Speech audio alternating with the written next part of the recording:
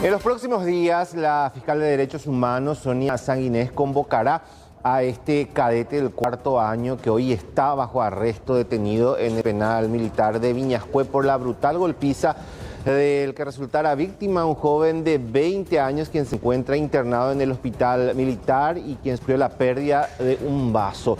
En ese contexto se levantaron numerosas evidencias y hoy nosotros queremos compartir con ustedes porque no es la primera vez que en la Academil se da este tipo de situaciones. Uno de los casos más significativos ocurrió en el año 2022 y eso derivó en una intervención y relevamiento de datos por parte del mecanismo de prevención de la tortura, que en un documento había resaltado algunos puntos que vamos a hacer referencia específicamente con relación al tema de los castigos. Y ellos mencionan que de las informaciones que habían colectado en aquel entonces, si bien no existe un lugar específico para los castigos, hay lugares que se usan de manera frecuente, como el sanitario de las cuadras, y también otros puntos donde no hay cámaras, en algunas habitaciones donde no se tienen registro. Las mismas pueden ser giradas y de alguna manera eso permite practicar este tipo de hechos. Otros lugares citados para los castigos clandestinos dentro de la Academia, también se establece que hay días y horas de sanciones.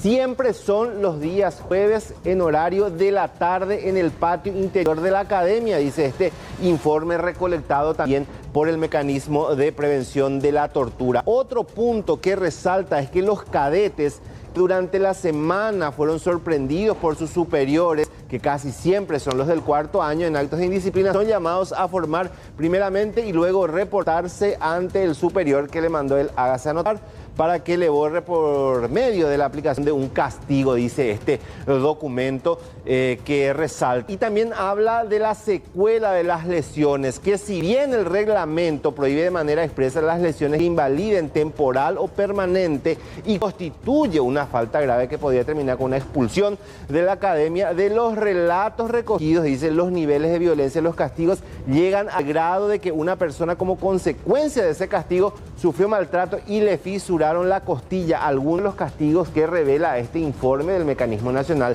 de Prevención de la Tortura. Se reveló también que existen prácticas como por ejemplo esta, la carrera debajo de la cama. Tal como su nombre lo indica, se realiza debajo de la cama y cuando van pasando por los espacios libres le dan golpes en la espalda con el palo de escoba o el repasador, dice este documento que forma parte de un extenso informe presentado por el Mecanismo Nacional de Prevención de la Tortura. Ellos habían hablado con varios jóvenes que forman parte de esta institución militar y vamos a compartir cifras, números que también resalta este documento específicamente, y van a ver ustedes que a partir de todo lo que ellos habían recolectado en su informe realizado allí en la Academia Militar Francisco Solano López, se registra un cuadro de situación de prácticas generalizadas de torturas y malos tratos del que son víctimas los cadetes del primer y tercer año de la institución. Y a continuación le vamos a hablar de los porcentajes. Ahí está. 16.98% se refirió a haber sufrido golpes como castigo físico por faltas reales o supuestas. El 65% de los informantes entrevistados refirió a haber presenciado como otro cadete era golpeado y un 45.5% testimonió haber sido castigado mediante el método de tortura denominado trípode, dice parte de este documento extenso que había presentado ya en su momento el Mecanismo Nacional de Prevención de la Tortura. Escuchemos lo que decía la fiscal Sonia Sanguinés con relación a las diligencias que se van a realizar a partir de ahora. Supuestamente fue en el vestidor este muchacho agredido por un cadete de rango superior del cuarto año, y la agresión realmente no se notó externamente, por eso es que incluso la madre manifestó de que él llegó a su casa ya el fin de semana cuando fue a descansar y ella no notó que su hijo tenga una lesión externa, atendiendo que evidentemente el golpe fue fuerte pero no dejó ningún rastro externo, ¿verdad? Pero fue en un momento fue en el vestuario, no era un momento en el que ellos estaban haciendo alguna práctica, ejercicio. No. Descanso, fue en el vestuario, y en el momento que se da la agresión. Y como mencioné, lastimosamente, por eso es que el cuadro médico clínico de Ángel Sagrada que él no relató, no refirió nada, pues la agresión ya sufrió un miércoles, aparentemente él fue a su casa el fin de semana, ni siquiera a su mamá le relató lo que él vivió, porque nosotros conversamos con la señora Marlene, él no contó nada, y hasta que él se descompensó y tuvo que ser trasladado, auxiliado acá y trasladado posteriormente al hospital. El caso del que está retenido ahora en Viñascue, ¿él sería convocado también por la fiscalía o hasta qué punto? Sí, porque para nosotros es una causa, no es una causa excluyente, o sea, el hecho que él esté procesado dentro de la esfera militar para nosotros no es excluyente.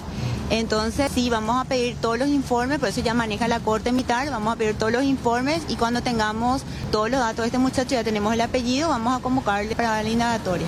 Decía la fiscal que de las conversaciones allí en la Academia, ella supo de que cómo había ocurrido el hecho, el lugar que fue en el sector del vestuario, el joven no quiso mencionar ni a su mamá, quien fue la persona que le hizo eso, pero sus superiores fueron averiguando y a partir de relatos de sus camaradas, ellos supieron cómo ocurrió y quién fue la persona responsable que hoy está bajo arresto. Sin lugar a dudas, a pesar de que en el 2023 se instaló una gran cantidad de cámaras, porque de hecho que se notó, incluso la gente que controla las instituciones militares notaron que hubo mejoras, todavía quedan por mejorar para evitar este tipo de hechos. Y en base a ese informe que mostrabas, Rolando, hay puntos ciegos realmente, claro, y esos son los que deben ser cubiertos. Ayer ya lo decía también Pérez, qué importante es que eso se pueda transparentar, ¿verdad? Y darle una garantía a aquellos jóvenes que realmente quieran seguir la carrera militar. Lo mismo pasa con la policía, ¿verdad? Siempre tenemos también casos, no tan seguido como los militares, pero sí también han habido denuncias graves. Aparte que se supone que los militares son estrategas y cómo es que no se puede cuadricular una institución madre como es la academia, hacer el seguimiento tecnológico. Otra cosa, se supone que hay una disciplina verticalista, no deliberante. Y si los cadetes son los últimos en la cadena de mando y no respetan, entonces ¿qué es lo que se puede esperar de la oficialidad? Y este informe que relató muy bien y resumió nuestro compañero Rolando, claramente hace 4 años ya les dijo por dónde tendrían que empezar. Entonces relativizan y seguimos debatiendo si fue o no tortura.